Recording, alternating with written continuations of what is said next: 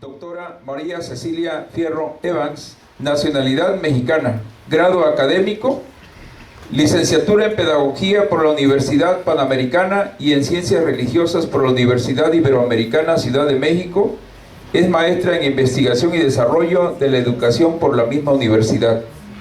Doctora en Ciencias con especialidad en Investigaciones Educativas por el DIE CINVESTAP IPN, Instituto Politécnico Nacional, con la investigación Conflictos Morales en el ejercicio de la función directiva del nivel básico, dirigida por la doctora Ruth Paradis Loring, miembro del Sistema Nacional de Investigadores Nivel 1. Experiencia laboral: actualmente participa como responsable en la investigación Escuelas que construyen contextos para el aprendizaje y la convivencia democrática. Dicha investigación se propone profundizar en el significado, los procesos, las relaciones internas, las experiencias significativas y lecciones aprendidas por escuelas que han logrado construir contextos para el aprendizaje y la convivencia democrática en México. La pregunta principal de investigación es: ¿qué procesos de gestión del conocimiento, de normativas, del conflicto y de la acción social caracterizan a escuelas que construyen ambientes para el aprendizaje y la convivencia democrática?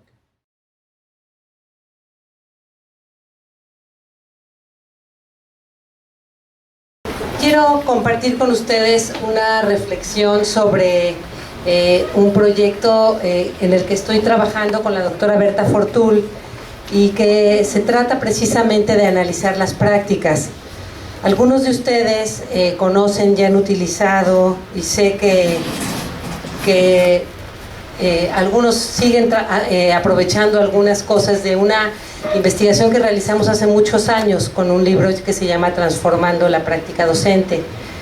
Esa investigación la hacíamos con un determinado enfoque de reflexión sobre el trabajo docente, y realmente cuando uno trabaja desde esta trinchera de la investigación y produce un libro o una propuesta, en realidad uno nunca sabe qué respuesta va a tener. Hay trabajos que pueden haber sido muy difíciles, laboriosos, y por alguna razón no hacen eco con los maestros, no entran, no cuajan, y hay otros trabajos que pueden haber sido de menos duración. Este trabajo que publicamos con Berta en realidad tenía unos 10 años de experiencias previas en analizar prácticas, y por eso era una propuesta bastante probada en las aulas y en el país antes de publicarla. Pero lo que nunca pensamos, tanto Berta como su servidora, era que con el paso de los años muchos maestros nos iban a seguir pidiendo y nos iban a seguir preguntando: ¿y qué más? ¿Y qué más han hecho? ¿Y qué más? Y a veces sucede que, igual que con los hijos, a veces uno no es muy responsable, también con la investigación puede suceder eso. No sé si es que me debo de mover de lugar. A veces con la investigación sucede lo mismo, que uno no es muy responsable y se va moviendo a trabajar sobre temáticas distintas y se olvida de que anda por ahí suelto un hijito o una hijita. Y en el caso de este libro de Transformando las Prácticas nos sucedió ser un poco mamás irresponsables, en el sentido de que nos fuimos moviendo al estudio de otros temas derivados de la misma análisis de la práctica, hacia el tema de la innovación, de la gestión escolar, de la función directiva, hacia los temas de valores, de convivencia, de prevención de violencia, y ahí estaba ese hijito de la práctica docente. Entonces llegó un momento dado, hace un par de años, o 2 o 3 años, que dijimos: compromiso número 1, vamos a retomar y nos vamos a meter a fondo a entender qué sucedió con esa propuesta y por qué tenemos y en qué tenemos que dar pasos adelante. Entonces, lo que voy a compartir con ustedes es algo que no tenemos publicado más que parcialmente, y que es un camino de reflexión y en qué vamos y cómo se relaciona con esa otra propuesta de analizar las prácticas. Lo que les quiero decir es que esta nueva metida en la reflexión sobre el análisis de las prácticas ha sido muy interesante, muy provechosa y muy complicada. Ha sido meternos en un mar de otras preguntas relacionadas con por qué este trabajo, como dice Perrenot, es tan complejo.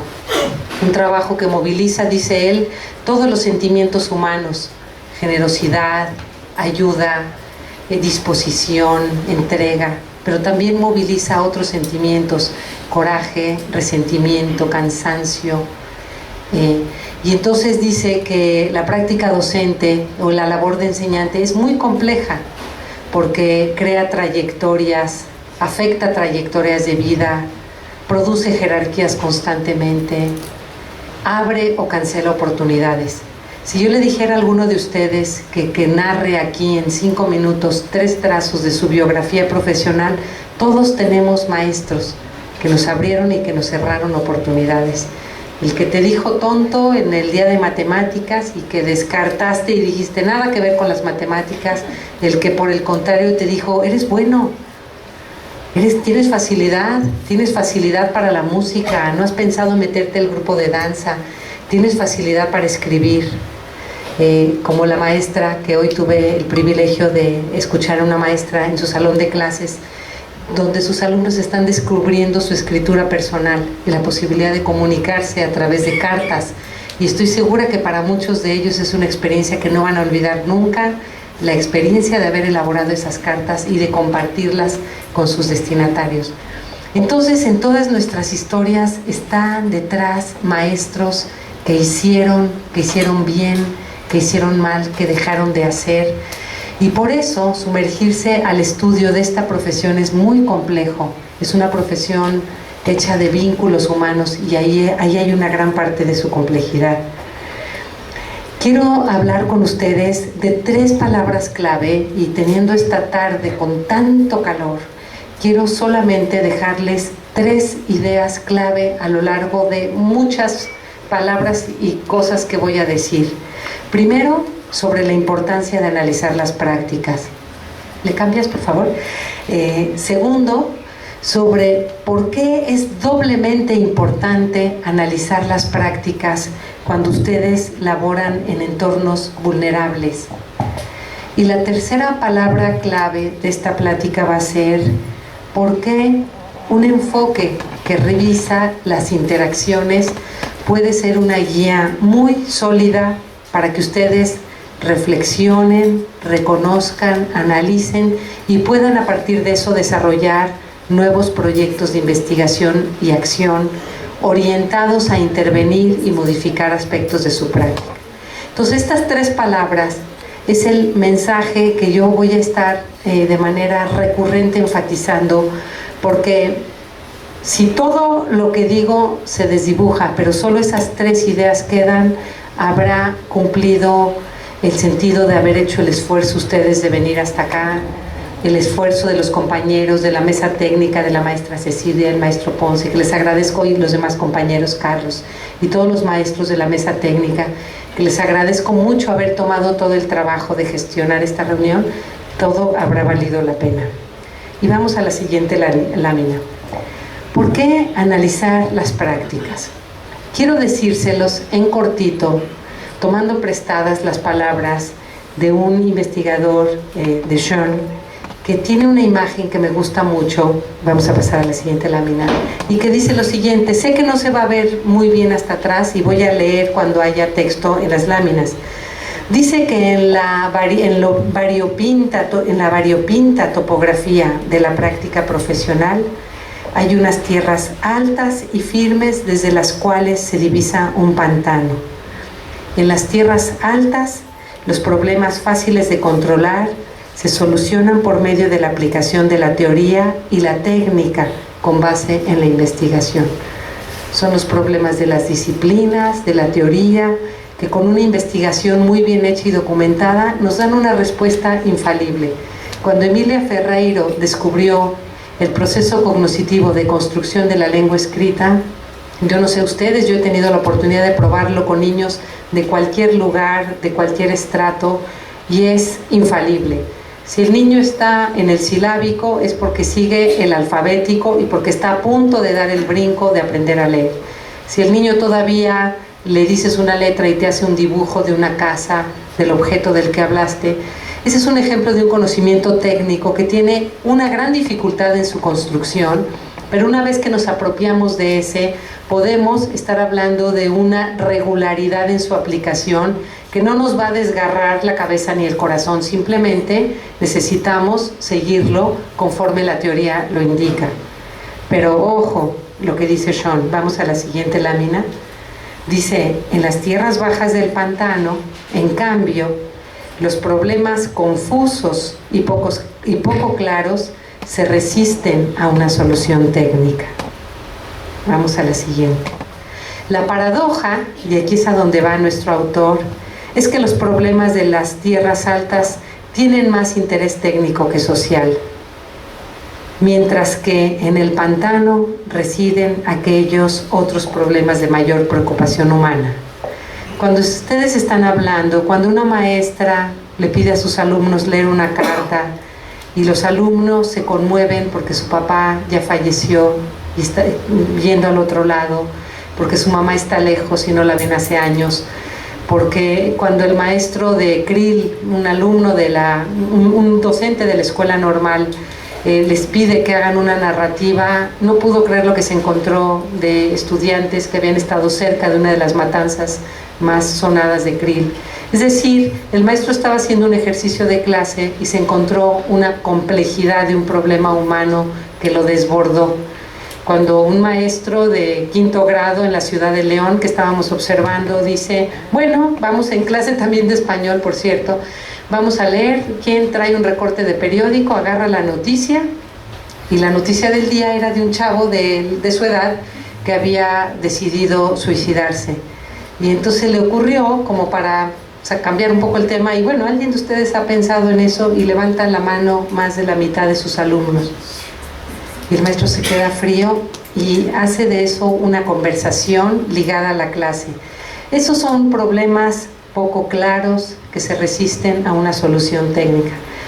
La receta o el descubrimiento de Emilia Ferreiro no le sirve al maestro que sus alumnos dijeron eso, o la maestra, otra maestra del mismo grado y de otra escuela, que están hablando de adicciones y está mencionando que bueno, sí hay que alejarnos, por ejemplo, el alcohol, maestra, yo tomo 3 cervezas a la semana, un alumno de 3º de primaria, y la maestra, bueno, supongo que tu papá lo sabe. Sí, mi papá me las da. Y entonces se arma ahí una conversación complicada donde la maestra va conduciendo de forma no muy afortunada la conversación, que termina en un regaño y en una especie de amenaza a este alumno que contestó una pregunta que ella misma hizo, que era, no debemos tomar alcohol, ¿verdad? Ustedes no deben de tomar alcohol. Y el alumno compartió lo que pasaba. Esos son los problemas que se resisten a una solución técnica. Y ese es el tipo de problemas que ustedes tienen todos los días. Por eso es una profesión tan respetable y tan compleja.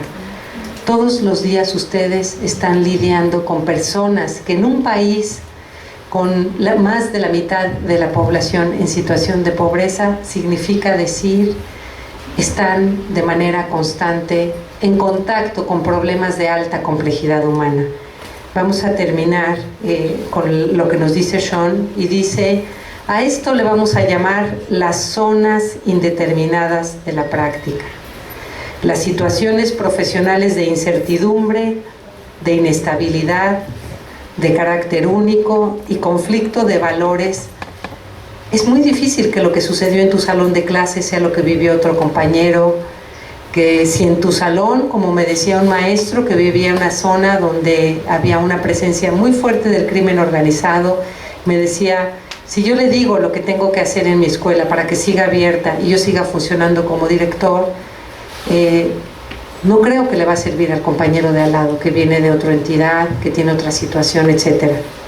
Estas situaciones de incertidumbre, inestabilidad, carácter único y conflicto de valores no pueden ser tratadas solamente mediante la aplicación de teorías y técnicas derivadas.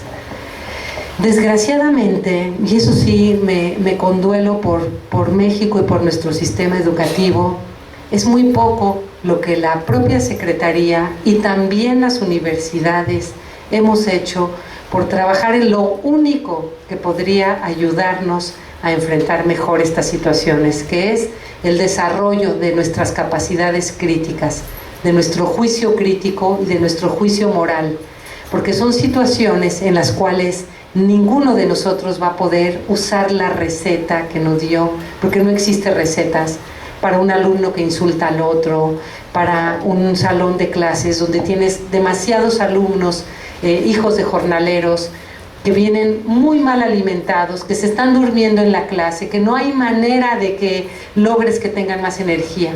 No hay forma de que apliquemos recetas. Y el sistema educativo constantemente ha enfatizado en las capacitaciones y los programas de maestría y doctorado. Tenemos ese mismo problema. Hemos enfatizado el saber pedagógico especializado por encima del desarrollo del profesional reflexivo.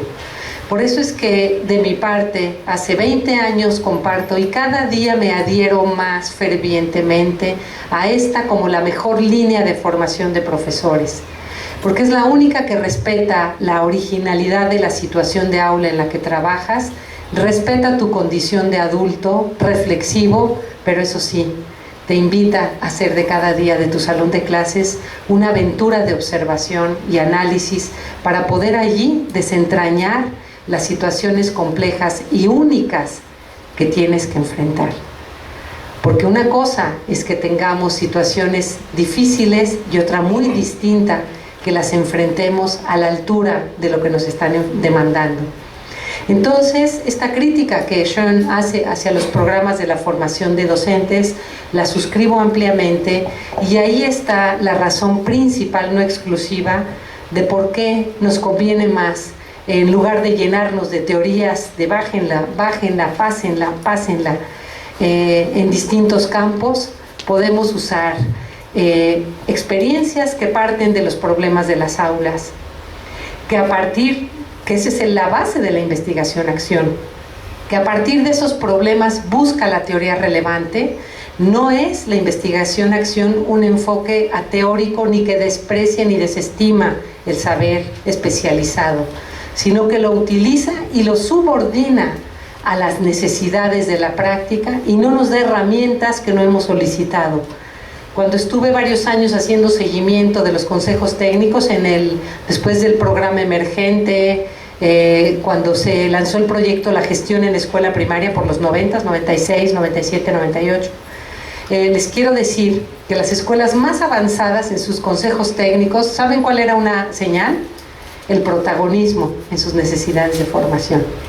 Le decían a las UPNs, ya no me sigas ofreciendo la maestría en proceso, ya no queremos esa maestría, necesitamos una maestría que tenga esto y esto, porque esto es lo que necesitamos. Le hablaban a los centros de maestros, bueno, que no estaban funcionando todavía como tales, hablaban a las supervisiones escolares, etcétera, y decían, no me traigas esto, yo no quiero un concurso de honores a la bandera, o sea, es más, no vamos a participar en un concurso de honores a la bandera. Nosotros queremos trabajar fuertemente en que mejoren en estos asuntos, en matemáticas, en ciencias, en lengua, lo que fuera.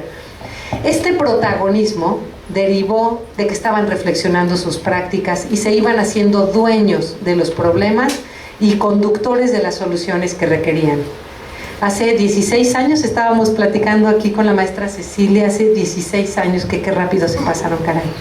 Estábamos aquí con los maestros de la mesa técnica, de secundarias técnicas, analizando un cuarto lleno de evidencias, de cuadernos, de tareas, de reflexiones de maestros, de todo lo que estaban haciendo las escuelas que estaban involucradas en experiencias de investigación-acción. Y entonces, este enfoque lo que hace es que nos ayuda a generar unos ojos que saben ver, unos oídos, y entonces nuestra capacidad de intervención en las aulas se va haciendo más fina y atinada, y esa es la diferencia de este enfoque con otros. Ahora, en resumen, a propósito de toda esta discusión de Sean, es el rigor o la pertinencia. Lo que más necesitamos aprender es aquello que ningún centro de formación o que lo que lo que menos nos han enseñado en distintos centros de formación es lo que más falta nos hace en la vida de las aulas. Esa es como la síntesis de toda la discusión que hace para introducir uno de sus libros sobre el profesional reflexivo. Quiero pasar en el punto 2, y entonces aquí ideas claves es ¿por qué reflexionar las prácticas? Porque las situaciones singulares y los problemas, la complejidad humana de los problemas que cada día enfrenta cada uno de ustedes, si hiciéramos un seminario ahorita biográfico con 3 experiencias clave de cada uno, les aseguro que tendríamos para 1 mes, para 2 meses, para 2 años y para 3 años de un doctorado de toda la experiencia acumulada que tendrían ustedes con contar 3 anécdotas. Podríamos hacer un programa de maestría o doctorado para Oaxaca solamente con las experiencias de ustedes, que son un grupo representativo de un sector del magisterio. ¿Por qué razón? Por la riqueza, por la complejidad y por la diversidad que ustedes pueden traer a una discusión. Y sin embargo, ¿cuándo nos han pedido que contemos? Pocas veces nos piden que contemos lo que tenemos que contar. En realidad hoy yo, si fuera coherente con esto, tendría que estarlos escuchando a ustedes y no contándoles esto otro. Vamos a pasar entonces al segundo momento y quiero enfatizar con ustedes por qué es doblemente importante, si laboran en entornos vulnerables, que desarrollen herramientas de análisis de las prácticas. Ya dijimos que es muy importante, que es el único camino por el que podemos encontrar soluciones propias y situadas a los problemas que enfrentamos, pero ahora vamos a ver por qué, si están ustedes en un entorno vulnerable, esto es todavía más importante. Vamos a la siguiente lámina. ¿Qué significa este concepto de vulnerabilidad? Lo primero que quiero decirles es que este es un concepto de tercera generación de conceptos socioeconómicos para hablar y analizar los sistemas educativos. Primero se habló de pobreza en los 70s y el concepto de pobreza tiene un énfasis, enfatiza principalmente el asunto socioeconómico. O sea, el concepto de pobreza está atado a las condiciones materiales de los estudiantes, y ante la crítica que se hizo al concepto de pobreza, se empezó a hablar de exclusión social. Y el concepto de exclusión social que se usó en los 80s, en los 90s, se sigue usando, tiene como principal eje de atención destacar la serie de oportunidades sociales, culturales, políticas y económicas que pierden los estudiantes cuyas familias viven en condiciones de pobreza. Es decir, el concepto de exclusión social enfatiza las consecuencias en todo el espacio de la vida de una persona derivadas de la pobreza. Y recientemente, en la última década y poco más, se usa y se habla, y cada vez más oímos hablar de vulnerabilidad social. ¿Qué es lo que enfatiza ese concepto? ¿Por qué es más rico que los anteriores? ¿Y por qué puede ser un concepto clave que les ayude a ustedes a jalar un hilito que les permita ligar las prácticas que desarrollan con la condición de sus alumnos? Ustedes y yo hemos oído decenas, si no es que más veces, decir en una reunión de análisis, en un espacio magisterial: nosotros no somos responsables de la pobreza, nosotros no podemos hacer nada ante la pobreza de nuestros alumnos. Y eso es cierto. Nosotros no somos los que hemos creado las condiciones de la violencia estructural por las cuales tantos segmentos de nuestra población viven excluidos día con día de oportunidades de cultura, de oportunidades de recreación, de descanso. Y entonces es cierto que ustedes dicen: nosotros no podemos hacer nada ante la pobreza, ante la falta de alimentación de nuestros alumnos, ante el hecho de que estén excluidos. Y sin embargo, vamos a ver ahora cómo es que el concepto de vulnerabilidad social nos va a permitir establecer un hilito delgado que nos conecta con el trabajo en las aulas. y no nos obliga a convertirnos en los promotores sociales, en el área de servicio social, ni en el área que gestiona desayunos escolares, aunque puede ser que también se haga eso. No me refiero a eso, sino que nos conecta de manera pedagógica y directa con una acción que beneficia a los alumnos que enfrentan esta condición. Vamos a pasar la siguiente lámina. Se habla en general, se habla de poblaciones vulnerables o de estudiantes en situación de vulnerabilidad. Son cosas distintas porque uno enfatiza la condición de vida y otro la afectación o la situación de los estudiantes. Cuando se habla de estudiantes en situación de vulnerabilidad, todos tenemos, piensen en su salón, pongan en su mente las 5 personas que dirían vulnerabilidad, están en una situación vulnerable. Quizás aparecen personas que no todas es la situación de pobreza. Algunos quizás sufren maltrato. Algunos quizás han sufrido una reorganización o una desagregación de la familia por situaciones de migración y entonces están siendo atendidos o viviendo en casa de familiares, de parientes o de conocidos, y eso los coloca en una situación vulnerable. Algunos a lo mejor tienen riesgo porque están muy cerca o muy próximos de situaciones de violencia, de bandas, de grupos dedicados al crimen organizado, y esa es la situación de vulnerabilidad. Así que otros puede que tienen una necesidad educativa especial, que tienen alguna situación cognitiva, motora, y esa es otra situación de vulnerabilidad. Algunos otros puede ser que son hijos de jornaleros, migrantes, agrícolas, y entonces están fuera de su tierra, están aquí de paso, y eso es una situación de vulnerabilidad. Entonces, si se fijan, esta noción puede hablar de muy distinto tipo de condiciones de vida, pero todas tienen en común un asunto que señala muy bien Aurora Loyo y Beatriz Calvo. Se habla de estudiantes en situación vulnerable para referirnos a los que están en mayor riesgo de marginalidad y exclusión. Es decir, los niños, niñas y jóvenes que tienen menos posibilidades de permanecer en el sistema educativo, de finalizar sus estudios o de aprender aún estando en el sistema educativo. Es decir, de aprovechar la oportunidad de aprendizaje del sistema educativo. Y entonces ahora tengan ustedes en mente quiénes son esos alumnos vulnerables de su salón de clases. Quizás uno es muy indisciplinado y por esa situación de maltrato que recibe de la familia o de falta de figuras de referencia, ese mal comportamiento lo pone en un riesgo social.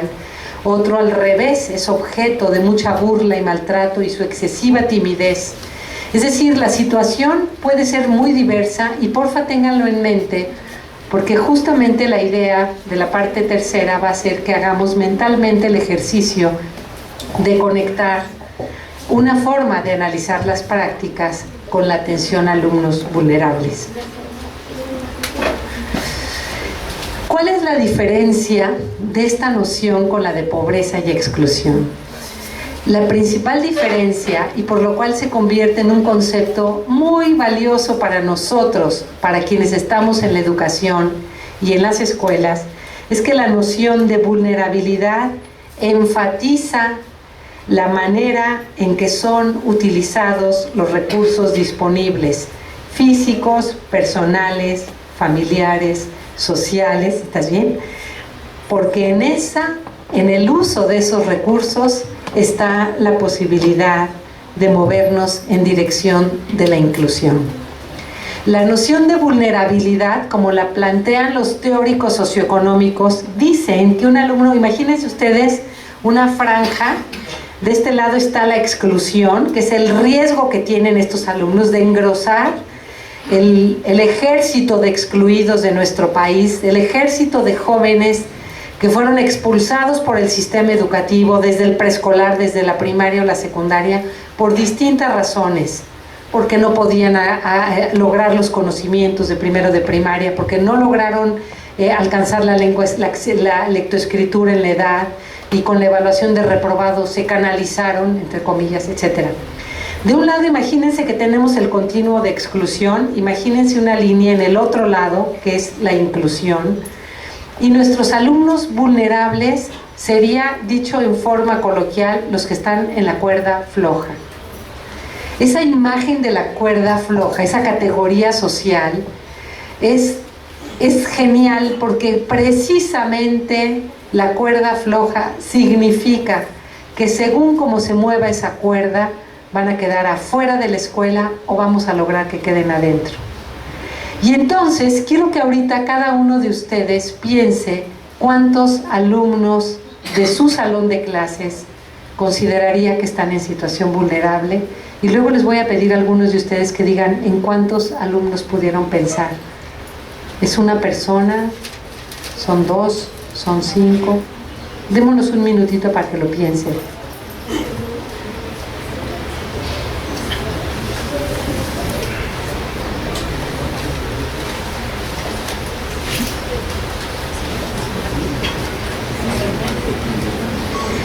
Alguien que quiera levantar la mano y decir cuántos alumnos o alumnas en situación vulnerable, en la cuerda floja, están en su salón de clases.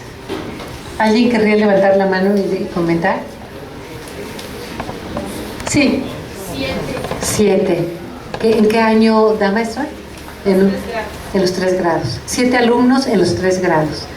¿Alguien más querría decir en cuántas personas está pensando cuando dice alumnos que están en la cuerda floja? ¿Cuántas personas? ¿Alguien por allá que levante la mano? No sean tímidos, maestros, no se hagan, ya sé que no son bien penosos. A ver, maestra.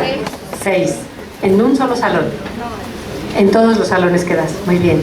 ¿Alguien más? Por allá atrás, para ver si sí se oyó hasta atrás.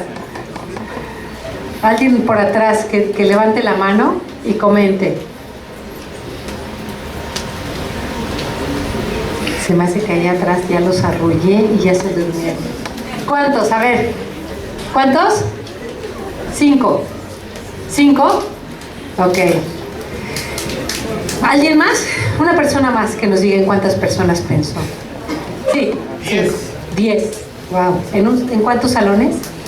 En 3. 3 grados. 3 grados. Muy bien. Muchas gracias. Todos tienen en la mente cuántos alumnos saben que están en la cuerda floja.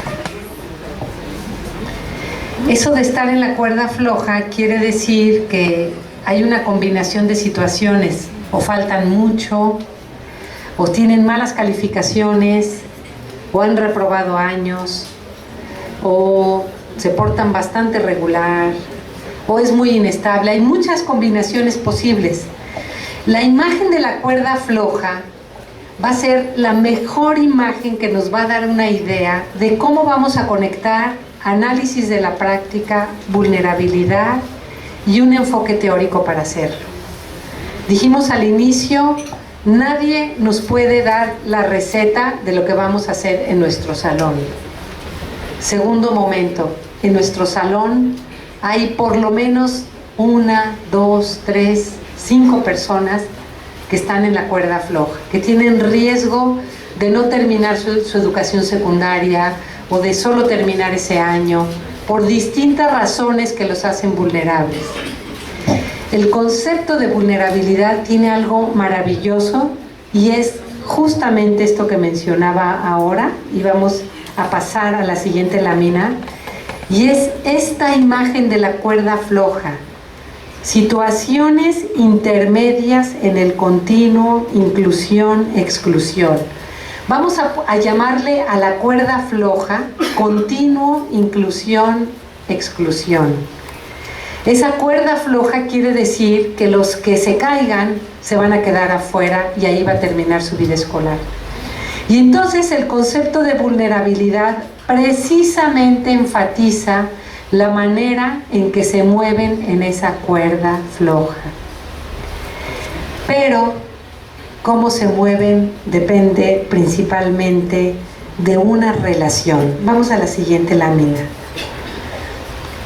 Esta cuerda floja, con el concepto de vulnerabilidad, está destacando la importancia que tiene para alumnos en contextos vulnerables la relación que se establece en aula con su docente, con sus compañeros y también con la escuela en general, con los directivos, pero principalmente con su docente, como una vía para para moverse en una dirección hacia la inclusión.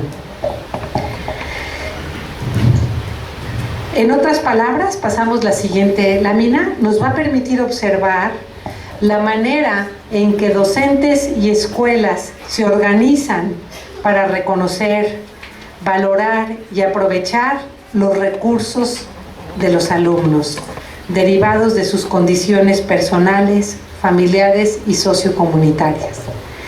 La noción, cuando fue acuñada en los 90 por los teóricos socioeconómicos, la noción de vulnerabilidad, dice que las personas y familias que están en esa condición frágil, por desempleo, por migración, por violencia, por muchísimas razones, depende de cómo se usen los activos que tienen esas familias para poderse salir de la condición de exclusión o para quedarse y ahondar su condición. Y entonces lo que estamos haciendo nosotros ahorita es trasladar una noción que se ha desarrollado en un ámbito socioeconómico y la trasladamos al espacio del salón de clases para decir, depende de la manera en que utilicemos los activos, y voy a seguir usando la palabra de activos, aunque tenga un énfasis más socioeconómico, de la manera en que utilicemos los activos de nuestros estudiantes que están en la cuerda floja, depende en gran medida la posibilidad de su permanencia. Hace unas semanas tuve la oportunidad de reunirme con 2 personas que trabajan en contextos sumamente complejos de violencia y vulnerabilidad. Una en Michoacán, con un preescolar, una maestra normalista, y otra, una maestra que trabaja más bien en una ONG en Jiménez, en Chihuahua, y que dan asesoramiento a muchas escuelas que están en uno de los estados más violentos y en la zona más violenta de un estado muy violento. Y entonces era una mesa de discusión en la cual, imagínense que ellas no habían jamás oído, mencionado nada de lo que hemos hablado hasta ahorita ustedes y yo, y que llegan de afuera y yo las estoy entrevistando y le digo, maestra de Jiménez, cuénteme qué hace usted en las comunidades y escuelas en que trabaja. Y dice ella, bueno, nosotros lo que hacemos son cosas muy sencillas. Lo primero que hacemos es averiguamos qué sabe hacer la gente y qué le gusta hacer. Y eso tratamos de hacerlo en un espacio que rompa el aislamiento de las casas y el miedo a salir a la calle, y que puedan tener un espacio. Hay un pan muy bueno que hacen por allí, y entonces hacemos la tardeada del pan de la localidad, y en esa tardeada la gente hace los panes que prepararon, la comparten y hacen algún número musical, de teatro, lo que sea. ¿Y qué más hacen? Pues vamos a las escuelas y les preguntamos qué cosas y qué proyectos les han gustado. Y luego vamos con la maestra de Michoacán y digo, cuéntenos usted qué hace. Pues nosotros lo que hacemos con los niños preescolar, lo primero que hacemos es recuperar el mundo y la lengua purépecha que se está perdiendo entre sus familias. Y entonces lo que hacemos es que los niños vayan a platicar con sus papás de qué hacían, cómo vivían, que les cuenten leyendas, que les cuenten historias, que les cuenten cómo hacían determinado platillo. Y entonces nos fijamos mucho en que las preguntas que los niños van a averiguar en sus casas tengan mucha historia que contar, para que las familias empiecen a interesar por seguir mandando a los niños a la escuela. Estas 2 maestras que están en proyectos no han estudiado nada del concepto de vulnerabilidad social ni de análisis de las prácticas, pero su compromiso y su sabiduría las lleva de manera natural a trabajar con los activos de los niños de las localidades. Y en los 2 casos han tenido, los 2, y les puedo hablar de más de 30 casos que hemos recuperado en la red latinoamericana, de experiencias maravillosas en escuelas, en entornos sumamente complejos, y todos tienen en común el reconocer cuáles son los activos de los estudiantes, pero de manera muy especial y focalizada los estudiantes que están en la cuerda floja, es decir, con riesgo de no cumplir su escolaridad. Y entonces ese trabajo con los activos es lo que hace que la relación pedagógica capitalice los recursos y los jale y les permita quedarse, tener un grupo de referencia y continuar su escolaridad y ofrecerse otra oportunidad de vida. Entonces, lo que sorprende cuando escuchamos a estos maestros, son maestros de Guatemala en Las Tunas, cuando escuchamos esto, lo que sorprende es la sencillez del recurso utilizado para proteger la permanencia de los estudiantes. El recurso de reconocer y trabajar con los activos de sus alumnos. En lugar de enfatizar, no puedes, no sabes, eres el flojo, eres el faltista, eres el que todo lo hace mal, que son palabras que todos también tenemos grabadas, porque seguramente algunas de estas las oímos.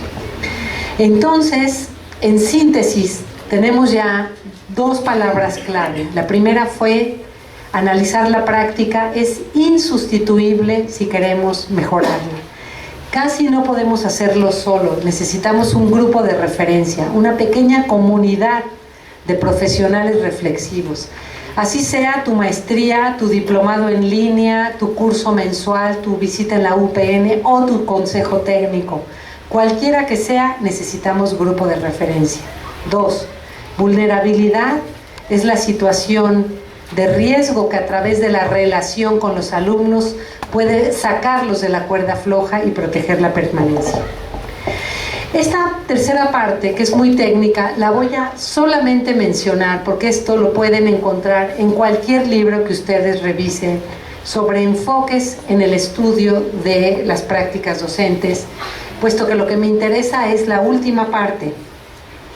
Simplemente decir que el enfoque de proceso-producto, el enfoque neoconductista de estúdialo y de lo que estudies eso vas a aplicar, es un enfoque que sigue sumamente presente en nuestras escuelas y se basa en la idea de que los insumos, todo el enfoque de la educación por cascada está montado en esta perspectiva teórica. Yo le paso a él la receta de cómo va a ir la cosa de los consejos técnicos, usted se lo dice a 10, 10 se lo dicen a 100, 100 a 1000, hasta que baje a todas las escuelas y de seguro que ese proyecto se va a realizar.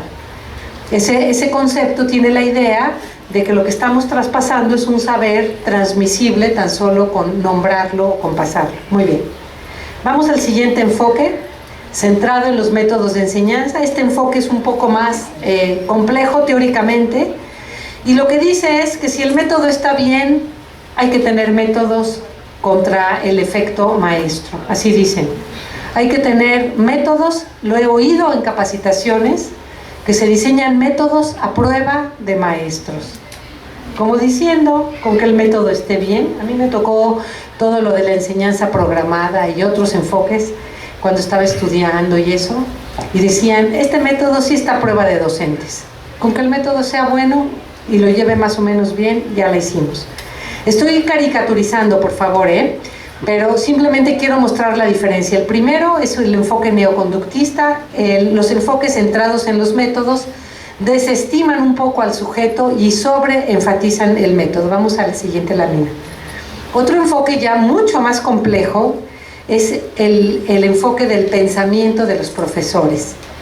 Estudia la naturaleza cognoscitiva de la enseñanza y dicen, bueno, los maestros son profesionales, toman decisiones en situaciones complejas y sus acciones se guían por pensamientos, juicios y decisiones. Estos ya van acercándose un poco a estas ideas que decía al inicio de Sean. Se les reconoce que toman decisiones, que son complejas. Vamos a la siguiente lámina. Este es un esquemita que dice, bueno, el conocimiento profesional tiene una parte pedagógica, un conocimiento empírico, un conocimiento curricular y un conocimiento de la materia. Y cuando un profesor domina más o menos algo de los 4, pues seguramente tiene una buena clase. Sabe más o menos de su plan de estudios, da la disciplina de matemáticas y es bueno para las matemáticas, tiene buena experiencia empírica, ha aprendido qué cosas no debe de hacer, sabe más o menos de didáctica, de que no hay que enseñar primero lo difícil, que no hay que pasar primero a los alumnos que les va peor, sino a los que X, y en fin. Y entonces, con estos 4 elementos se va armando un acercamiento al conocimiento del profesional. Pasamos. Y se reconoce que además este sistema cognitivo está envuelto en un marco emotivo. Por eso, la línea de investigación sobre el pensamiento del profesor, que creo que podemos rescatar muchas cosas de esta línea, reconoce afectos, valores, estereotipos, predisposiciones que están en nuestra cabeza y derivados de nuestra experiencia. Ahora vamos a ver otro enfoque más, es el enfoque ecológico, que se centra en la importancia de la situación y que el autor principal es Urie Bronfenbrenner. Y vamos a poner la siguiente lámina. Híjoles, esa sí no se va a ver nada. El análisis de la práctica docente del libro de Transformando la Práctica era un enfoque ecológico cuando hablábamos de dimensión personal, interpersonal, valoral, pedagógica, ya no me acuerdo que me falté, social e interpersonal. Ese es un modelo ecológico que lo que privilegia es las relaciones que se van dando en distintos círculos. Y por eso los proyectos de investigación, acción, pasamos a la siguiente y van haciendo un análisis de la práctica, qué problema queríamos resolver, cómo hacíamos una búsqueda teórica, cómo empezábamos a transformar y cómo recuperábamos nuestro conocimiento. Ese es el modelo ecológico. Y vámonos al último, que es sobre el cual quiero hablar con ustedes. Interaccionista, que tiene una buena base socioconstructivista. ¿Qué sostiene esto? Volvamos a la imagen de la cuerda y lo que dice es que las interacciones, vamos a pensar que la cuerda son los intercambios que se establecen en el salón de clase. Es allí donde confluye la enseñanza, la acción docente, el aprendizaje, es decir, lo que los alumnos van a aprender, y la situación.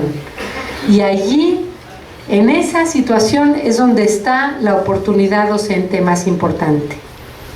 Vamos a pasar a la siguiente lámina y voy a presentar muy cortito 3 asuntos clave para poder analizar nuestra práctica desde un punto de vista interaccionista. Lo que vamos a ver ahora es qué podemos enfocar de las interacciones. Vamos a pasar a la siguiente lámina. Seguro allá atrás no ven nada, pero imagínense que lo que hay allí está un círculo, muchísimos círculos, que dice acción, interacción, acción ajustada. Quiere decir que el maestro llega y les dice: buenos días, ¿cómo están? ¿Qué hicieron el domingo? Todo se viene una comentadera. No, pues vimos el fútbol. ¿Y quién ganó? ¿Quién perdió? Y entonces se arrancan, bueno, no quiero herir heridas abiertas, ¿verdad? De los que le fueron a quién le iba a quién ayer. Pero imagínense que alguien de ustedes le lanzó esa pregunta a sus alumnos y pues ya se armó una conversadera. Aunque el maestro se arrepintió, dijo: hoy tenía mucho que hacer en la clase, tenemos muchito trabajo, pero ya ni modo, o sea, ya les lancé y pues por lo menos voy a dejar que 2 o 3 opinen. Porque usted lanzó una acción, pero ellos reaccionaron con gusto porque dijeron: esta es la nuestra, no quiere clase el profe hoy, lo que quiere es platicar. Como cuando visitábamos las escuelas rurales en Guanajuato y le decía yo en unas entrevistas a unos niñitos de primaria, le decía: ¿qué es lo que más te gusta de tu maestra? Me dice: las pláticas que hace. Y yo: ¿de qué les platica la maestra? No, las pláticas que hace con el maestro del lado del salón de al lado. Entonces, la maestra se salía a ligar con su compañerito y los niñitos estaban divertidísimos de la conversación, de lo que alcanzaban a oír. Eso no pasa, nunca nos ha sucedido nada parecido, ¿verdad? Eso no pasa por acá, ¿eh? Bueno, entonces, aquí vemos cómo lo que plantea este enfoque es que hay algunas lógicas en la práctica docente que dependen del maestro y otras lógicas que dependen de los alumnos, y que en ese intercambio es donde se construye todo. Y entonces hay una acción, hay una reacción y hay una acción ajustada. Por ejemplo, el maestro que les conté, cuando le levanta la mano la mitad y él solo quería como cambiar un poco el tema de la nota que habían escogido para ver portadores de texto de la prensa, le salieron con lo que no esperaba. Demasiados alumnos levantaron la mano para decir que ellos lo habían pensado por lo menos una vez, y él inmediatamente ajustó su clase y dijo: ¿por qué? No, pues tengo un hermano, me llevo muy mal, me trata muy mal, y empieza a contar. Y otro: no, mi mamá está lejos y no me entiende cuando nos vemos, nomás viene y me regaña, y empiezan a contar. Entonces todo el curso que siguió esa clase estuvo marcado por una pieza que fue la respuesta inesperada de los alumnos cuando les dijo: ustedes nunca han pensado eso, ¿verdad, muchachos? ¿O alguien de ustedes lo ha pensado? Eso quiere decir que la clase, que la docencia tiene mucho más de esto, de un ajuste constante sobre la vida, que de todo lo demás. Yo les puedo decir que me pasó como si fuera un regalo de esos que nos da la vida de pronto, que me tocó dar clases al 8º semestre de pedagogía, cuando estábamos estudiando esto, en el mero tiempo. Les puedo decir, maestros, que no hubo una única clase que me funcionara conforme a mi plan. Las alumnas de 8º no sabían nada de lo que deberían de saber, según yo. Nada de lo que yo pensaba que dominaban, lo dominaban. Nada de lo que yo pensaba que les interesaba muchísimo, les interesó. Nada de lo que yo... Y todo lo que sucedió de interesante fue ajeno a eso. Pasó por el intercambio. Entonces les dijo: a ver, vamos a ver. Yo sí les dije: una nota de prensa, traigan todas una noticia del sistema educativo. Las pusimos enfrente y les dije: quiero que las analicen de acuerdo con una estructura y un esquema de sistema educativo. Y pácatelas, me doy cuenta de que no tenían en su cabeza el mapa de la estructura, de la organización, y todo su esquema era tan simple que dijeron: sistema educativo y sistema social. Dije: oigan, ustedes no necesitaban estar en 8º semestre de carrera para decirme eso. Eso me lo dice la señora que está en la cafetería. Saber que hay sistema educativo y lo de afuera, pues como que es demasiado general. ¿Están de acuerdo conmigo? Y de ahí para el real, cada clase fue buscarles el ángulo donde estaba su interés y su emoción, con una materia que me ponía unos contenidos y un horario específico donde todos los días llegaban cansadas. Dijeron: maestra, es que el problema de su clase es que venimos con esta maestra que nos agota, o sea, habla como un merolico. Nosotros llegamos a su clase agotadas y usted todavía quiere que pensemos. Entonces dijeron: no nos queda esta clase ahorita. Esta no puede ser una clase de pensar, sino de descansar. Y yo dije: una torre. Bueno, pues así estuvimos todo el semestre, acción, interacción, acción ajustada, porque otro día entra solo una alumna, otro día me dicen que tuvieron fiesta ahí en el antro, son universitarias, que no podían pensar porque ese día no les cabían las ideas en la cabeza. Y entonces, imagínense cómo las iba a obligar a ponerles el mapa del sistema educativo y cómo iba a renunciar y dejarlas que se fueran ya de a tiro de la universidad con esas lagunas del tamaño de la laguna de Chapala y de la que se les ocurra. Bueno, eso es la práctica docente desde el enfoque interaccionista. Lo que sucede en el intercambio cuando tú querías que pasara algo pedagógico y que estaba en tu cabeza. Vamos a la siguiente lámina. Y en ese algo que sucede hay 3 hilitos que nos permiten ver a la cuerda famosa de las interacciones. El primer hilito es súper obvio y es al que se le dedica toda la energía de las capacitaciones, que es ¿cuál? La didáctica. La didáctica es lo todo y lo único que interesa a todos los que estudian la docencia, como si todo empezara y terminara en la didáctica. Es fundamental, pero no es todo la didáctica. La didáctica es los dispositivos que pones en juego para ver cómo te va.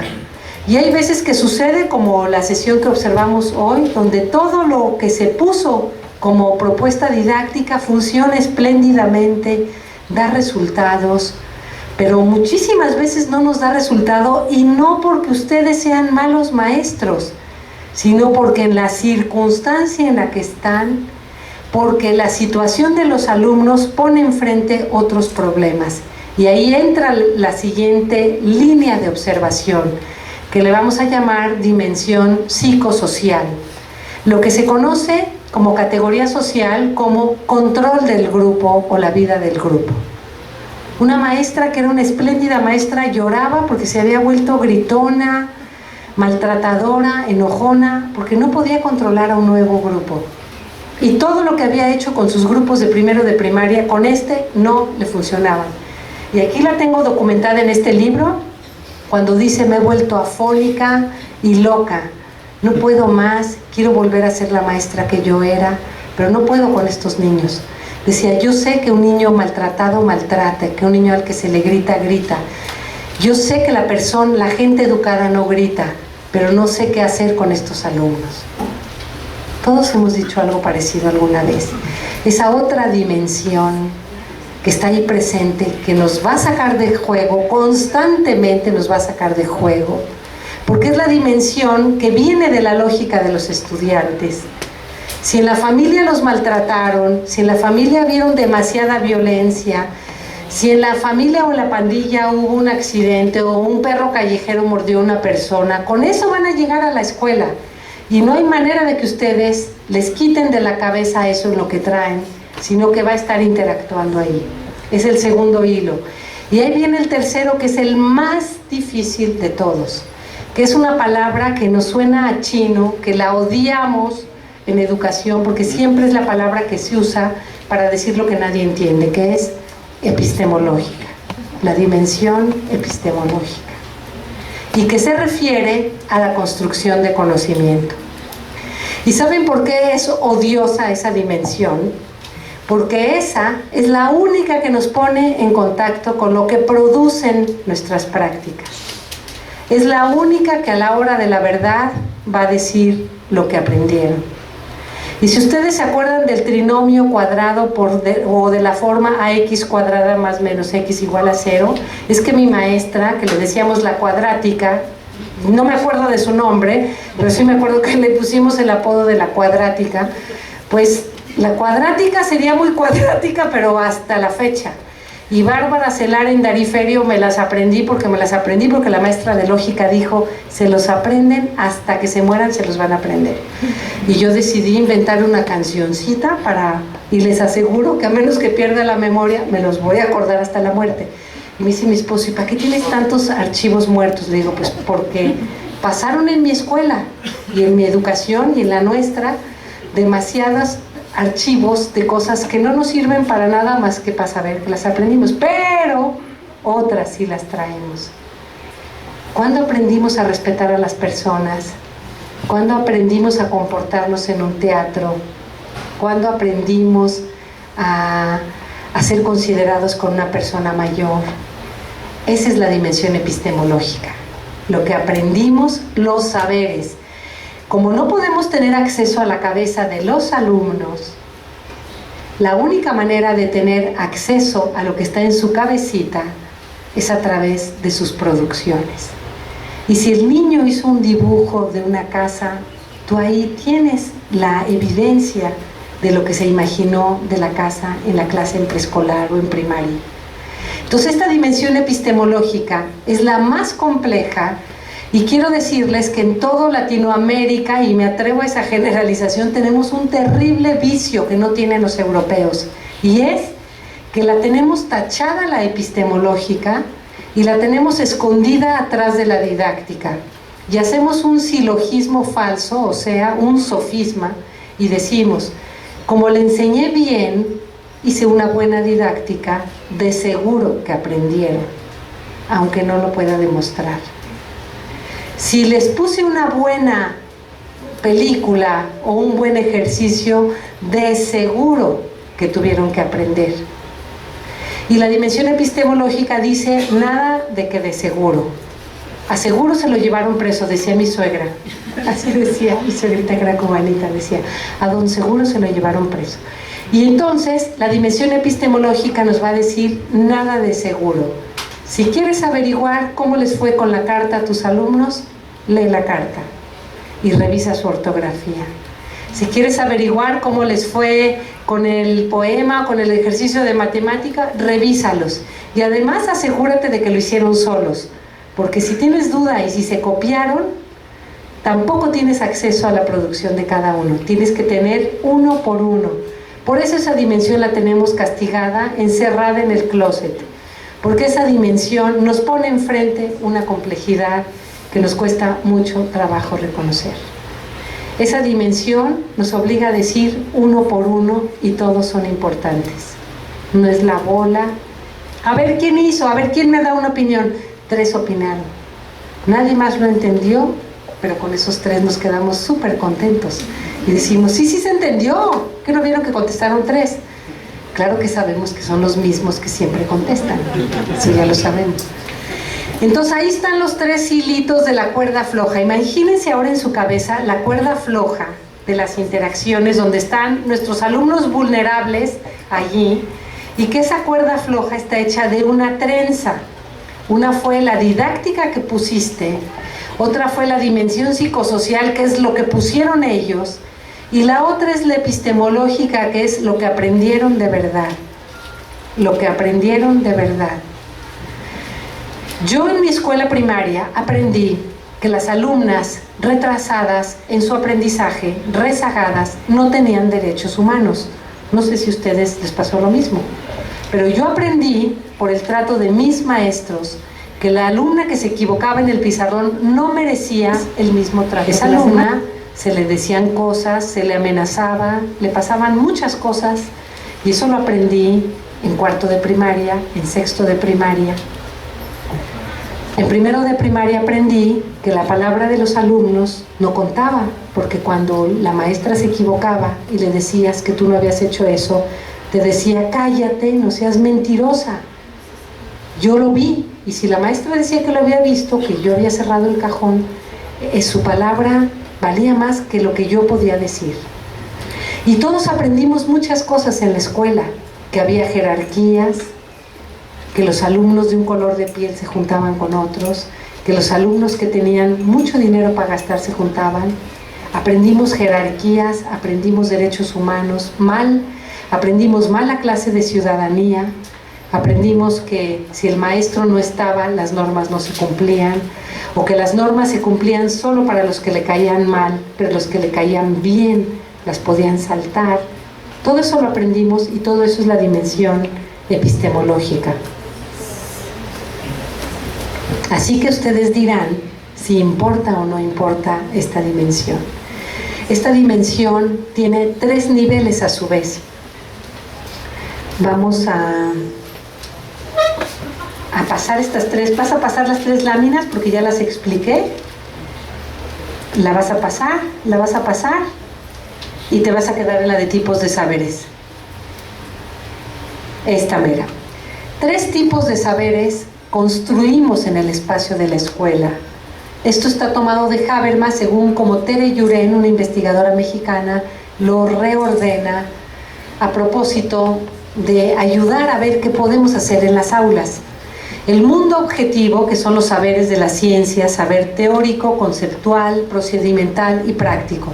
Si están en una práctica de laboratorio, haciendo un experimento, están en un conocimiento que tiene una base teórica, pero están haciendo un experimento, están aprendiendo un procedimiento o están haciendo una práctica.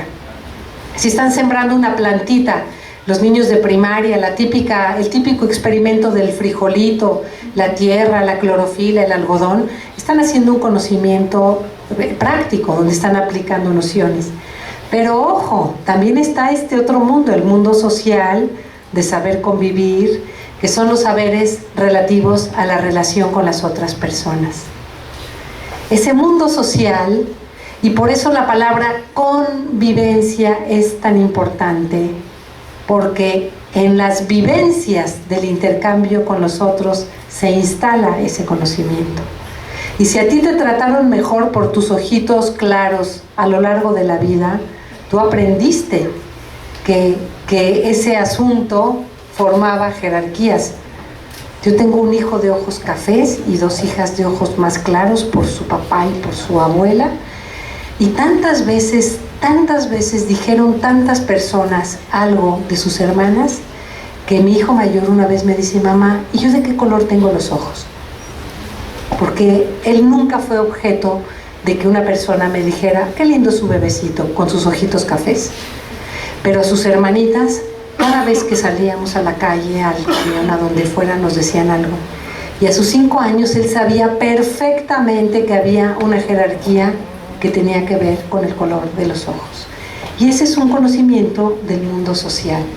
Somos un país colonizado y tenemos en el ADN la segregación, el maltrato y la discriminación.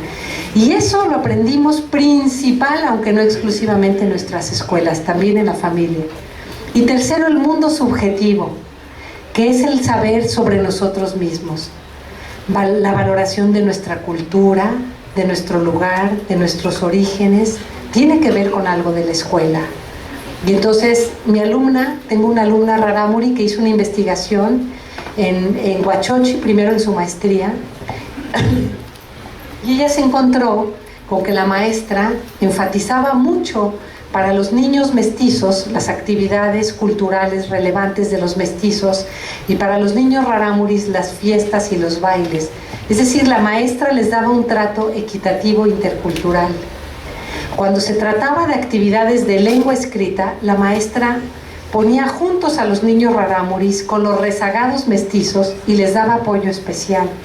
Pero cuando estaba en deportes, en carreras, no dejaba que los niños rarámuris hicieran equipo, porque le iban a ganar a todos los otros flojillos, como decía, y los combinaba en equipos donde hubiera un niño rarámuri o una niña con cada equipo, para que todos tuvieran la oportunidad. Y entonces esta maestra, si alguien fuera a primera vista diría: ah, esa maestra hace discriminación. No, la maestra no hacía discriminación, hacía atención diferenciada y le daba más impulso a los que tenían más desventaja en cada actividad. Y por esa razón, cuando los niños rarámuris tenían la ventaja, ella empujaba más a los otros. Y entonces esos son los tipos de saberes. Y vamos a la última lámina, que espero no haberlos cansado porque esto está muy pesado en términos de teoría, donde vamos a ver que nuestras aulas son un mundo de intercambios: acción, reacción, acción ajustada. Acción, reacción, acción ajustada. Un compañero lanza un insulto a otro que está atrás y se alcanzó a oír, y todos pegaron la carcajada cuando tú apenas ibas a explicar algo de historia. Tuviste que interrumpir a la fuerza y tuviste que decidir si lo dejabas pasar o si le llamabas la atención. Decidiste si lo sacabas del salón o si mejor lo dejabas para que no perdiera la clase. Si eso ya lo había hecho muchas veces, tomaste una decisión distinta que si era la primera vez que lo hacía. Todo eso ocurrió en el mundo psicosocial, donde tu didáctica se vio 200 veces modificada, y al final de la evaluación, cuando viste las tareas de los chamacos, dices: suerte, todos les fue bien, a todos les fue bien, o a la mayoría. Tengo 3 con reprobado esta tarea y la mayoría la pudo hacer y muy bien. Nunca lo pensé, porque hubo tanto desorden en la clase que nunca pensé. Y ahí es donde se ve que el mundo de la clase es un mundo único, inédito cada clase. Y ahí está el continuo de la inclusión y exclusión. En ese tipo de intercambios, los alumnos que están en la cuerda floja tuvieron las oportunidades o las tuvieron negadas. Y por eso tu acción como profesional reflexivo fue clave para moverlos en la dirección del fracaso o del éxito en esa actividad. Vamos a poner una lámina ya como de síntesis, donde vamos a ver cómo las 3 dimensiones de la práctica docente están íntimamente conectadas. Y estas son 3 dimensiones intra-aula, que tienen el propósito de ver qué aprendieron, qué trataba yo de hacer y qué sucedió en el salón. Y vamos a cerrar ya otra vez con una frase de Sean, donde nos dice: las escuelas profesionales, yo diría las universidades y las secretarías de educación, deben favorecer cambios en sus instituciones para dar cabida a un práctico reflexivo como un elemento clave en la preparación de sus profesionales. Si somos nosotros unos prácticos reflexivos, vamos a ir ganando experiencia y profundidad. Si ustedes cargan un diario de campo, como la maestra que estamos observando en San Luis Potosí, tiene su cámara fotográfica y su diario de campo y todo el tiempo está monitoreando. Les voy a contar porque es genial lo que sucedió. La maestra quiere ayudar a los niños en esta zona de muchísima pobreza y marginación a elevar su nivel cultural. Y entonces se le ocurrió que en uno de los temas de las emociones dijo: ya sé, les voy a poner a Vivaldi. Es una música muy bonita, muy alegre, les voy a poner las 4 estaciones. Y entonces ahí va la maestra feliz, armada de su grabadora y todo. A los chiquitos de 4 años, deliciosos, todos traviesitos, los ponen sus tapetes. Se tardó 15 minutos mientras Ismael le daba lata y no quiero ese tapete y ese no y ese. A ese niñito que necesitaba atención especial, 6 veces les dio apoyo para tenerlo sentadito con los demás, con el tapete que le gustaba. Bueno, ya están ahí y pone Vivaldi. Lo escuchan todo y luego les dice: vamos a platicar. ¿Qué se imaginaron? Y empieza el primero. Bueno, no voy a decir sus palabras porque todos hablan con un lenguaje cucho, ¿no? Fantasmas. Pero no me sale, lo tendría que estar leyendo. Fantasmas, muertos, tumbas.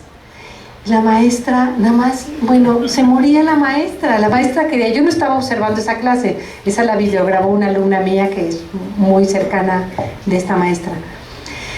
Tumbas, ¿y tú qué viste? Tumbas, muertos, miedo. Y sigue preguntando.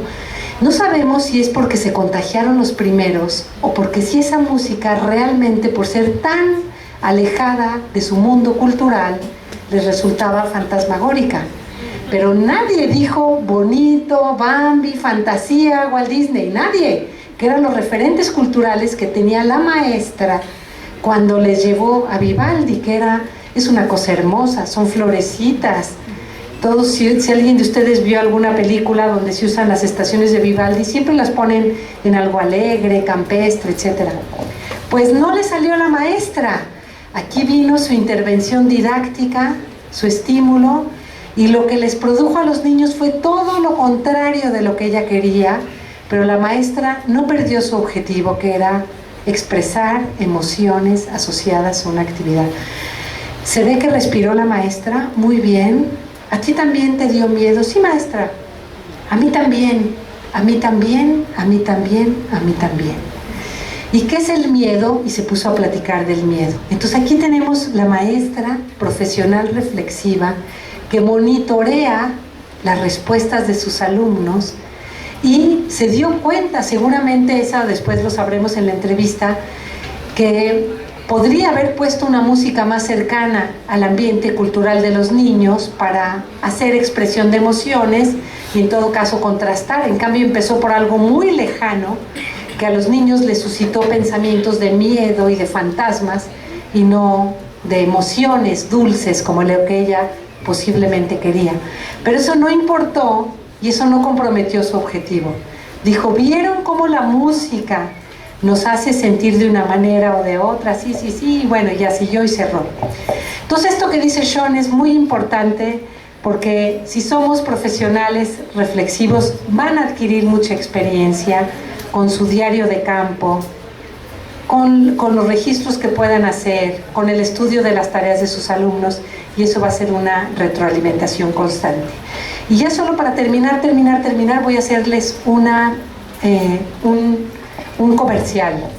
Está abierta una convocatoria en la página de la red www.convivenciaescolar.net, una convocatoria para recibir relatos de experiencias exitosas en la mejora de los aprendizajes y de la convivencia en escuelas, en entornos vulnerables. Si alguien de ustedes, es un relato cortito de 3-5 cuartillas, si alguien de ustedes tiene algo que contar y por el formato de conferencia no lo pudo contar, porfa escriba allí, porque se van a publicar, se van a dictaminar y se van a publicar las experiencias que resulten más ricas, más enriquecedoras para la formación de otros maestros, bajo este lente teórico que es cómo condujeron los intercambios ante un problema de disciplina o de aprendizaje y cómo fue que lograron que fueran exitosos. Muchísimas gracias, maestros, por su atención. Que tenemos que movilizar.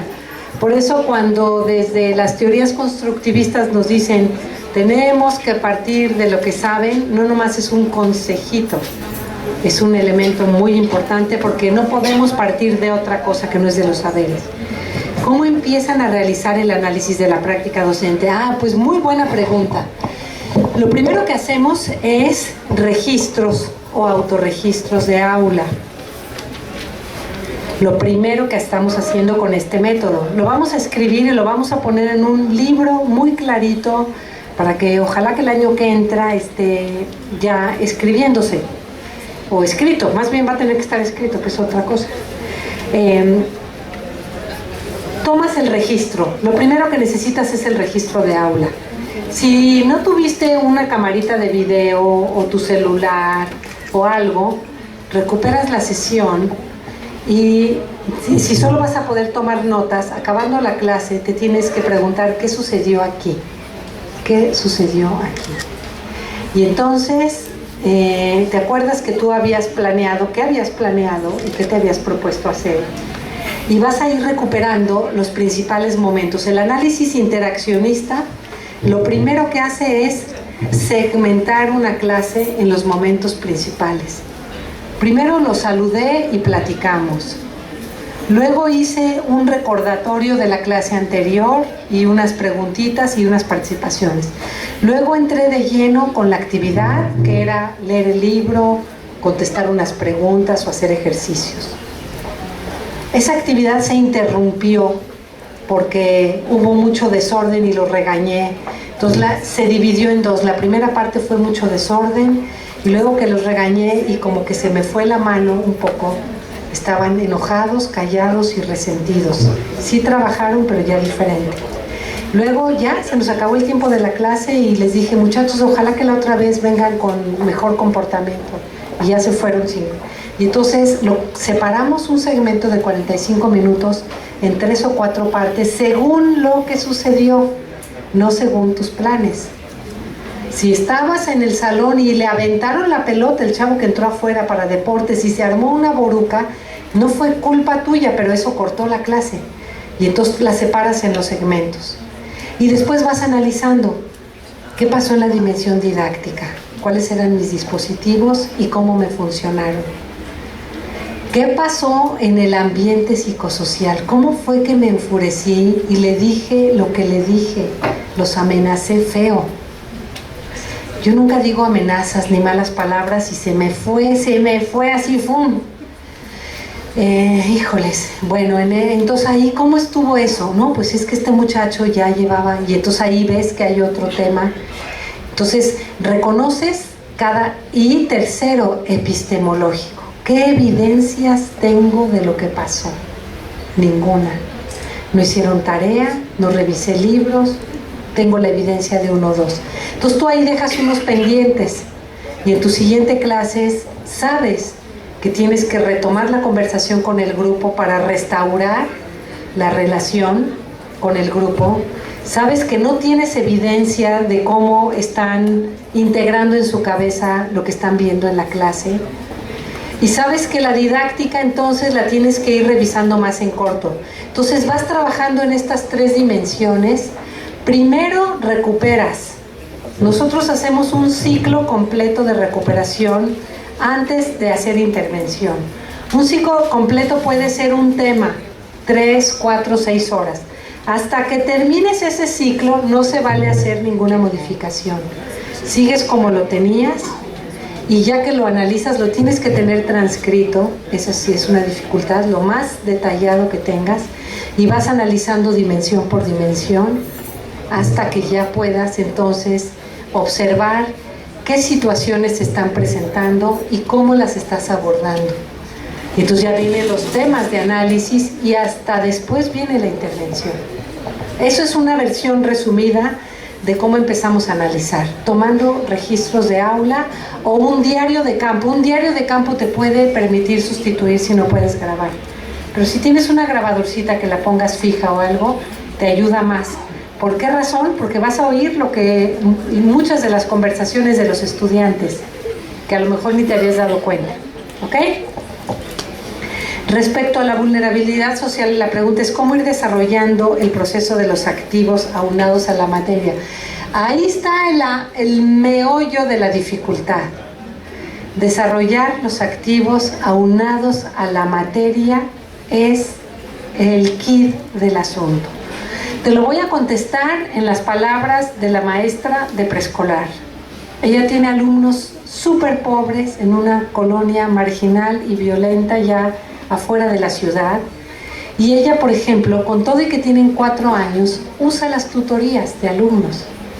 Los puso a hacer un modelado y le están haciendo, unos ya terminaron y unos no han empezado porque son distraídos, por inquietos, porque tienen más, y entonces pone a un compañerito que ya terminó, no a que se lo haga, a que se ponga con él a que lo haga, y entonces hace un monitoreo de alumnos que les sirve. ¿Qué otra manera aprovecha de activos? Todo lo que pueden saber de experiencias, todo lo que pueden saber de sus familias, todos los activos de un grupo que puede organizar por equipos, todos esos activos los moviliza. Los activos son los recursos de las personas, por eso te implica aprenderte el nombre de tus alumnos. A veces tenemos demasiados alumnos, no nos podemos aprender el nombre más que de los que se portan súper mal. Pero ¿cómo vamos a saber los activos de nuestros alumnos cuando toda la clase es expositiva? Si alguien me dice cuáles eran los activos, yo diría, el activo de este grupo es una paciencia de santos, una generosidad de estar aquí atentos, atendiendo en este tiempo, en esta temperatura. Pero yo no podría decir mucho más porque no los he escuchado. Los tienen que escuchar para conocer sus activos, saber de dónde vienen, qué hacen. Y entonces los activos vienen de sus historias de vida, de los trabajos de los papás, por ahí. Esa es una pista. Se reconocen los entornos vulnerables y las carencias del sistema. ¿Por qué no promueven una propuesta al sistema educativo? Si se reconocen los entornos y las carencias, ¿por qué no promueven? Sí promovemos la investigación, nuestro oficio es hacer propuestas al sistema. Pero de que hagamos una propuesta, un libro que voy a regalarles en la mesa técnica, que se llama Ojos que sí ven, es una propuesta de intervención en convivencia, pero el sistema educativo puede tomarla o no tomarla. Nosotros no tenemos ninguna línea de autoridad, somos profesionales de la educación, ¿no? ¿La reforma de Choaifet contiene elementos de estas teorías? Claro que no. Claro que va por otro lado totalmente diferente y mucho me temo que nada que ver con reconocer los activos de los maestros. ¿Cómo lograr que los jóvenes se interesen más por la escuela y no sean tan absorbidos por los medios de comunicación? Híjoles, esa es una pregunta bien difícil, ¿verdad? Algunos maestros lo que están haciendo de plano es integrar y utilizar. En el Cinvestaba están haciendo mucha investigación sobre mezclar tecnologías en el trabajo en las aulas con los chavos. Hoy la maestra integró las tecnologías en su trabajo de redacción de las cartas y en los mensajes por correo electrónico y las cartas y los chats y los Facebook, y entonces en lugar de descartar lo que aprenden en los medios, la clase lo integra y lo rescata, no como un recurso que se usara en ese momento, pero que se puede utilizar en cualquier momento, ¿no? La vulnerabilidad que usted ha mencionado y que he explicado en forma amplia, ¿tendría que detectarse en el estado, en nuestra realidad, en nuestros grupos y escuelas? Sí. Sí, porque si no detectamos quienes están en la condición más vulnerable, no puedes ayudar a que salgan de la cuerda floja y se queden en la escuela. Más bien, creo que la cultura escolar ha sido muy expulsora de los vulnerables. Y todos tenemos historias. Una de mis alumnas más jóvenes que hizo una observación en preescolar vio el proceso de expulsión de un niño, digo de expulsión, aunque la mamá lo sacó, porque la expulsión ocurrió por la manera de tratarlo en el sistema educativo. Su mamá se dedicaba a la prostitución y este niño fue constantemente exhibido públicamente con palabras burlonas sobre la desatención de su mamá, sobre su mal comportamiento, sobre sus problemas psicológicos. Lo mandaron a que trabajara con la psicóloga. La entrevista en el DIF, no sé dónde, le costaba 30 pesos. La señora no los pudo pagar. Chao. Fin de la historia de este niñito que no había entrado a primero de primaria. Y tenemos montones de historias de expulsión. El sistema educativo, según distintos analistas, es de los sistemas más violentos, donde se produce más violencia simbólica, cultural. Un estudio que hizo en Guanajuato sobre deserción, no se imaginan la cara de nuestros funcionarios y autoridades, no se imaginan, porque lo hizo una investigadora muy fuerte, muy aguerrida, que lo único que hizo fue darle la palabra a las mamás de los niños desertores y a los niños. No se imaginan lo que fue eso. Estaban descompuestas las caras porque la mamá decía: mi hijo iba sin zapatos a la escuela. No pudimos ya de tanta burla. No pudo, pero la contaba lo que le pasó y lo que le pasó. Los maestros nunca hicieron nada y ya de plano dejó de ir. Porque ustedes saben que la gente en sectores vulnerables tiene una atribución, que es que los alumnos deciden cuándo dejan de ir a ese fastidioso lugar llamado escuela, cosa que no tienen las clases medias. Seguro que a ustedes no los dejaron salirse de la escuela, si no, no estarían aquí, aunque lo pidieron, aunque lo pidiéramos a gritos. No nos dejaron. A mí me tocó en sexto una maestra que maltrató a todos. Lloré todo quinto, todas las vacaciones de quinto a sexto, y de todos modos me obligaron, y de todos modos pasé por segunda vez con esa maestra que maltrató a muchísima gente verbalmente, no físicamente, verbalmente. Entonces, la detección de la vulnerabilidad está en que abramos los ojos y reconozcamos esa condición y la violencia simbólica, institucional, cultural que está moviéndose en las escuelas. ¿Qué implica la expresión "les fue bien", que menciona la maestra cuando se cerciora de que los alumnos obtienen algo parecido a lo que esperaban? Les fue bien quiere decir que logró lo que se proponía, y que si estaba enseñando una operación de matemáticas, los alumnos la pudieron hacer cuando hizo la tarea. Y le llama "les fue mal" cuando no pudieron hacer la lectura, no pudieron contestar el cuestionario, no pudieron hacer el experimento. Es decir, que la evidencia epistemológica dice que el dispositivo didáctico que utilizamos no funcionó. ¿Qué elemento motivacional sugiere usted para involucrar a los docentes que se niegan o rehúsan a analizar su práctica docente? Yo les pediría que empezaran, y ahí sí me regreso al libro con Berta Fortur, yo empezaría por hacer narrativas de nuestra trayectoria docente más ligerito, narrativas de momentos interesantes de nuestra vida de estudiantes. Después iría a alguna narrativa de nuestra trayectoria docente, momentos que nos fueron muy significativos por el éxito, por alguna situación, que nos fueron muy significativos por algo que pasó, y crearía una sensibilidad. Y cuando ya tuviera al grupo sensibilizado a reflexionar sobre la práctica de manera más ligera, entraría a esto, al análisis duro. Lo que presenté es lo más duro que hay. Todo lo demás es más suave, como recordar, recuperar, elaborar anécdotas, recuperar experiencias. Son narrativas interesantes, pero un poco más suave porque no nos confrontan con el hecho de que puede que estemos fracasando. Una maestra muy golpeadora, que está aquí también su historia en este libro, Con todos los días, de todas las clases, 25 veces alguien salía llorando, jaloneado. Y pasó el día, ella nos cuenta en la entrevista, llega el día del maestro y nadie me trajo un regalo. Y yo ahí sí pensé, ¿qué estoy haciendo? Y dije, dice la maestra, a lo mejor les hablo muy fuerte. Y luego dice ella, pero es que ellos están así acostumbrados. Y total, la maestra está en un conflicto porque tiene evidencias de que su trato tiene consecuencias negativas en el aprendizaje y en el afecto con sus alumnos, pero no se decide todavía a emprender. O sea, hay distintos momentos en el cambio de las prácticas. Estando consciente que no somos culpables, no somos responsables ni culpables de la situación de pobreza ni vulnerabilidad de los estudiantes, ¿qué puedo hacer por ellos si son varios estudiantes en situación vulnerable?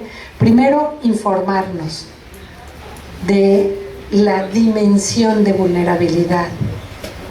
Una maestra chilena, una colega chilena, contó hace poco algo que me pareció terrible, que fue la forma en que supo la situación de vulnerabilidad de una alumna de su salón. Hay veces que cuando tienes información, tiene la escuela que hacer otra acción. Cuando hay cosas graves que comprometen la integridad física y psicológica, cuando hay un maltrato grave, cuando hay una situación de violación, cuando están sufriendo cosas graves, la escuela puede canalizar por otras instancias el acercar apoyos. Pero no siempre, la mayoría no son tan graves. Y después de saber cuál es la situación de vulnerabilidad, lo segundo es identificar los recursos de esos alumnos. Identificar cuáles son sus activos, qué hacen bien. Y si ves que no hacen nada bien, de todos modos les vas a dar una comisión que les dé fortaleza, fuerza, presencia, seguridad, y la comisión de llevar la libreta o de hacer esto, de hacer lo otro, aunque todo lo de la escuela no hayas visto dónde está fuerte, eso les va a dar una idea de que a alguien le importa que esté. Y cuando identifiques sus activos, a partir de esos activos vas enlazándoles apoyos compensatorios para sus puntos más débiles, que puede ser tiempo tuyo, monitoreo de un compañero, estar en un pequeño equipo que no sea tan agresivo. En una escuela integradora, que es la escuela más integradora de la ciudad de León, cuando vi a los alumnos trabajando de cuarto de primaria con alumnos que tenían una necesidad, dije, de veras que estos niños han aprendido algo para la vida. Nadie presionaba al compañero a escribir rápido, nadie le dijo que estaba echando a perder la cartulina, que hacían todos, con su letra grandota, gordota y torpe. Y me di cuenta que millones de veces en su salón de clases habían hecho eso, porque si no, no podrían estar haciendo la tarea con tanto respeto y con tanta consideración al tiempo de su compañero que tenía una pequeña lesión cerebral. Entonces, si tú localizas cuáles son las carencias, puedes acercarle, no implica que todo lo haces tú, acercar recursos de apoyo para que protejan esa tarea. Y no suceda que esté aislado sin ningún apoyo de compañeros. Y cuando acercas apoyos, los alumnos empiezan a reaccionar y a movilizar, y vas a ver cómo tu atención constante y discreta en los alumnos más vulnerables los va protegiendo. Hay alumnas en entrevista que nos han dicho, yo no deserté de la secundaria en un estudio que hicimos sobre deserción, porque una maestra me saludaba en el recreo. Y luego de que estuve falte y falte, me dijo, hola, hace mucho que no te veía. Y yo dije, bueno, a alguien le importa que vaya a la escuela. Y esa alumna terminó su telesecundaria porque una maestra la saludaba en el recreo. Entonces las historias de éxito son maravillosas porque son sencillas. No cuestan nada, no necesitan el dinero de la reforma educativa ni el dinero de las tecnologías, y están en la posibilidad de cualquiera de nosotros. Y justamente por su sencillez tendemos a banalizarlas y a pensar que no importa mucho, pero sí importa, porque son esos gestos los que hacen la diferencia. Por último, los medios de comunicación y las redes sociales son parte de la dimensión social o comunicativa, sí, son de la psicosocial porque forman parte del acervo de los estudiantes, del bagaje. Si yo tengo a mis alumnos y todos están mandando WhatsApps durante la clase y con los de afuera, esa es una condición con la que tengo que trabajar y tomar alguna decisión, sea que guarden su celular, que lo usen, que X, pero esa dimensión acompaña la presencia de nuestros alumnos. Súper interesantes sus preguntas y las voy a guardar porque son una pauta para Berta y para mí que coordinamos este proyecto de seguir reflexionando. Si alguien de ustedes tiene una pregunta que no se animó a hacer y que la quisiera hacer por escrito, yo los animo a que la hagan y me la den antes de irse, porque sus preguntas son la zona de desarrollo próximo de una charla como esta y la que nos dicen en qué nos tenemos que fijar, en qué son la dimensión epistemológica, para acabar pronto. Son las que nos dicen si fue significativo el tema, si los aburrimos o si sus problemas no los estamos respondiendo. Entonces, porfa, si alguien dejó en la cabeza una pregunta, tómese un minuto y me la deja acá porque con estas voy a trabajar con mi colega Berta.